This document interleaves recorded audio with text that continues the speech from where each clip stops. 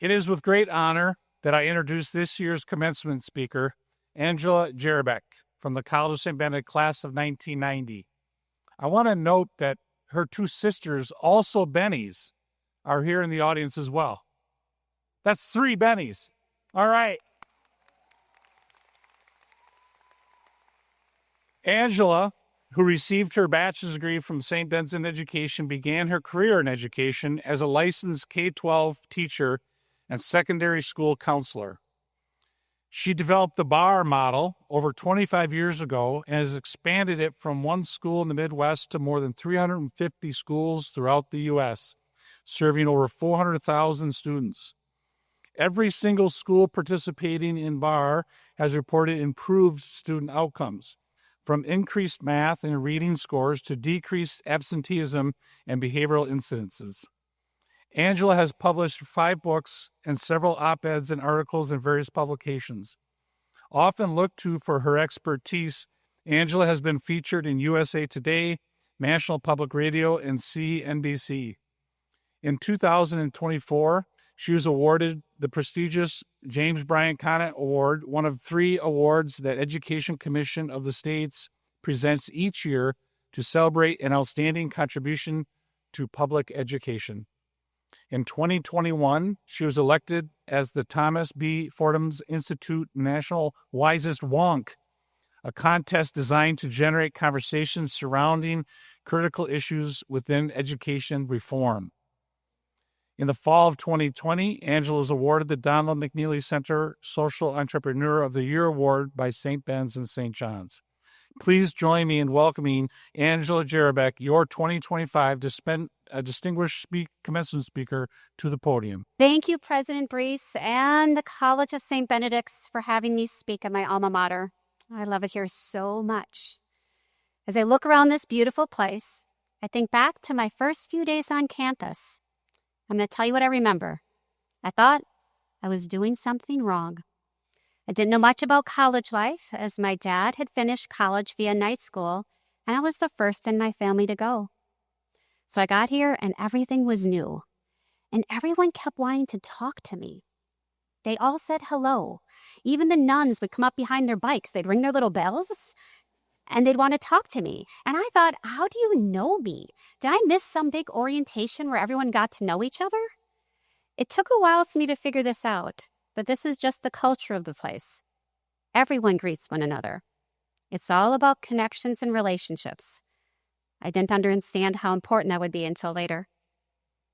So what I've realized with the benefit of a couple of years since my graduation is that you're walking out into the world with something much more important than just your diploma.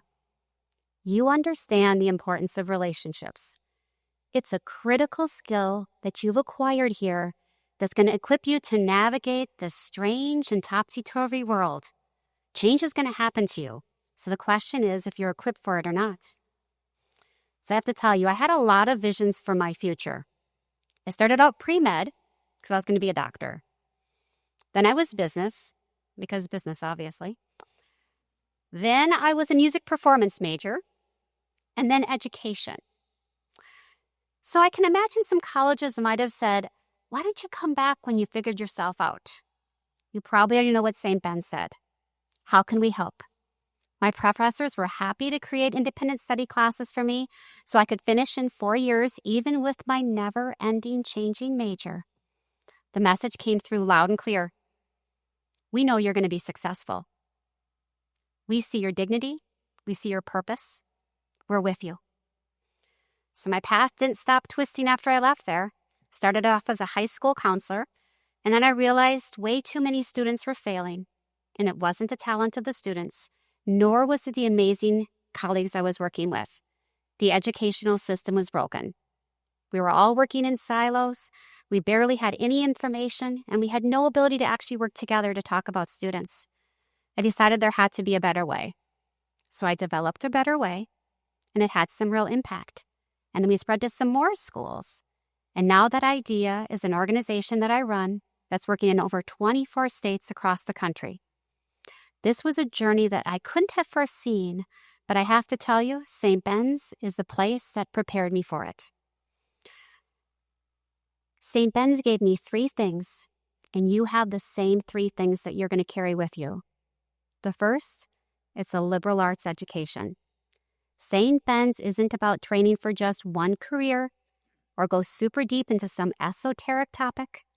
There's no department of Nordic puppetry. There's no PhD on the 3rd vertebrae of a stegosaurus. Rather, it's about how you learn, not what you learn. It's the ability to look out in the world and make sense of it. It's a mental coterie where you can hang each new piece of information, each new experience in the context of what you've already learned before. It's a skybox view of the arts, the humanities, the sciences. It's the ability to examine new information critically, yes, but openly, as referenced before. With the Benedictine value of listening, you listen with the ear of your heart. That will stay with you forever. The second piece of information that you're going to take is the ability to start with relationships.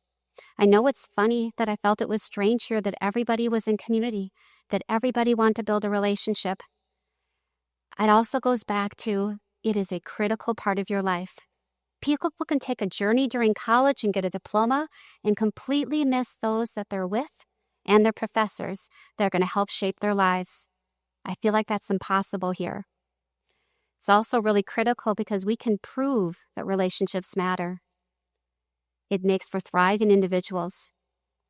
So the educational model I developed is called BAR. BAR stands for Building Assets, Reducing Risks. It's built on the importance of relationships, staff to student, student to student, and staff to staff. When those relationships are stronger, students do better. Teachers do better. Teachers stay in the field and they have teacher satisfaction. It works with the same students, the same staff, and we have better results. So as I referenced, I developed BAR for my school because half the students were failing. But I didn't want to have another school do it unless I knew it worked. So I committed myself to research.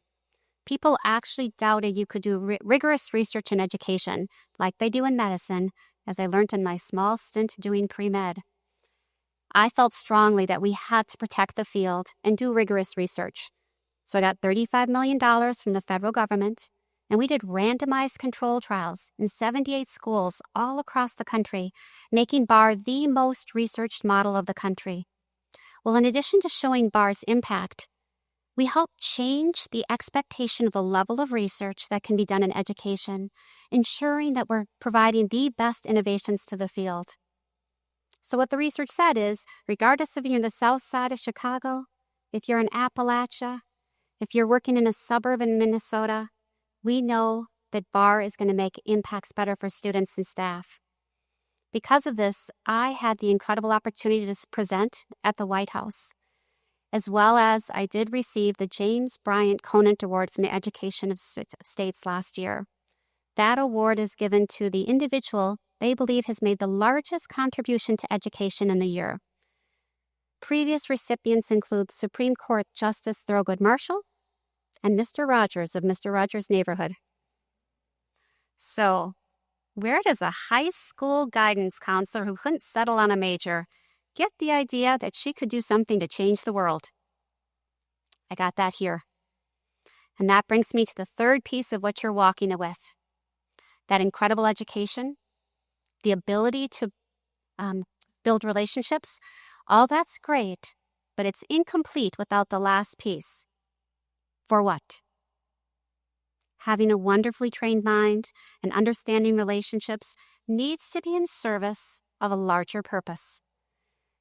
There's an idea that goes back to a parable from the 1st century BC. It did get a lot more popular when it showed up in Spider-Man movie, though. It's the idea that with great power goes great responsibility. Well, I'm here to tell you, you have great power. The power to navigate and thrive in a complicated and fast-changing world. So what are you going to use that power for? A while back, we noticed that the educators in our BAR schools were calling their students most likely to change the world. I think that describes you. With your ability to learn, with your understanding the importance of relationships, you truly are going to change the world. I cannot wait to see what you're going to do. Thank you for having me. God bless and congratulations.